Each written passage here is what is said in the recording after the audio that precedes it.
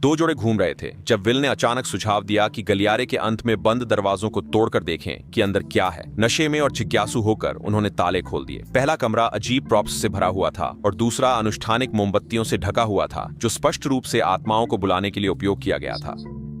Says को बहुत असहज महसूस हुआ, लेकिन विल मोहित था। उसे एक गुमशुदा पोस्टर मिला जिसमें एक अमीर परिवार के बारे में था जो 15 साल पहले बिना किसी निशान के गायब हो गया था।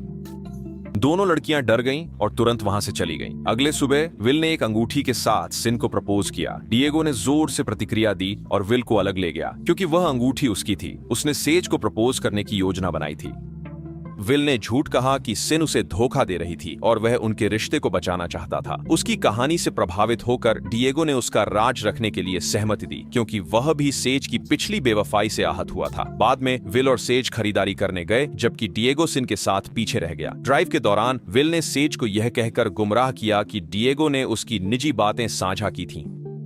इस बीच सिन ने डिएगो को बहकाने की कोशिश की, उसकी प्रेरणा बनने की कोशिश की, लेकिन उसने मना कर दिया। यह सब विल और सिन की विकृत योजना का हिस्सा था। वे दंपति के आने से पहले ही घर में रह रहे थे और पूरी जाल बिछा दी थी। जब विल और सेज आखिरकार लौटे तो सेज दोषी महसूस कर रही थी और अपने कमरे में अकेले रो रही थी, जबकि विल और सिन अपनी सफल योजना का जश्न मना रहे थे।